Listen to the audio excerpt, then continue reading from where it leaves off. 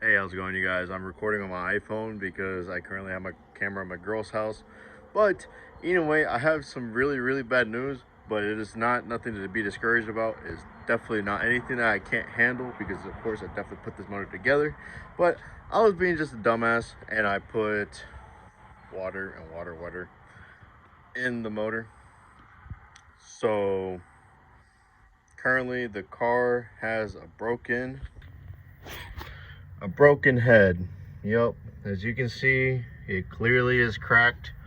It is not uh, just casting marks. It is clearly yeah, it sucks. It really does.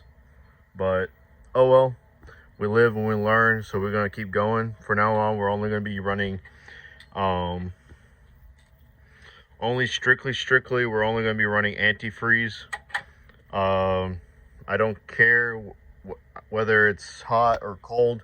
We're gonna be running antifreeze until we get on the track. I know some tracks are kind of lenient with what we can use and what we can't use, because I know some tracks will let you use coolant, some don't. It just depends on where you're at, whatever. But in our standpoint, we were about to go to a track and we had water and water, and I thought it was gonna help it not freeze, but of course it did not. That's the damage we got.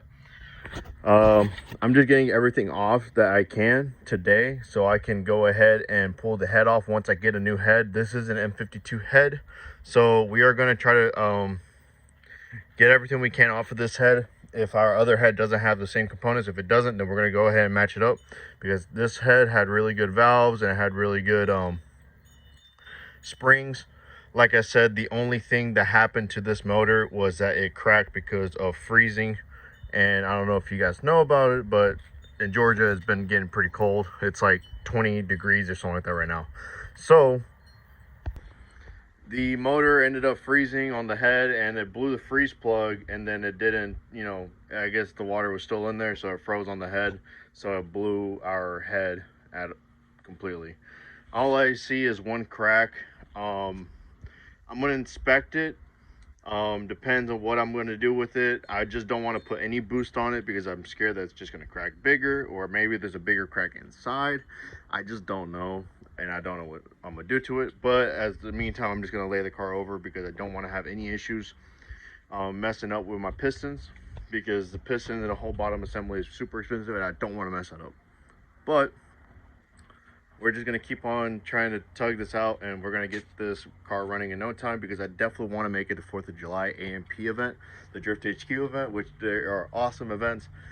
And I just want to make it to it because it's like one of my dreams of mine, just to attend one of those really big events, because I always went to them. It's like my 3rd time going, and I really wanted to go. But this time I want to go as a driver.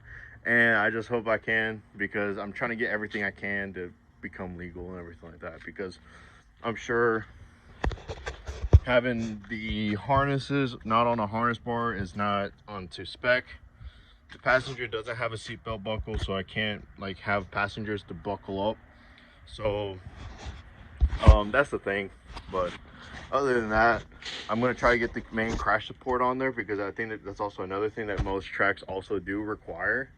But I am not too sure about, nearby tracks. But we're just going to try doing the things correctly, just because I like doing the things correct.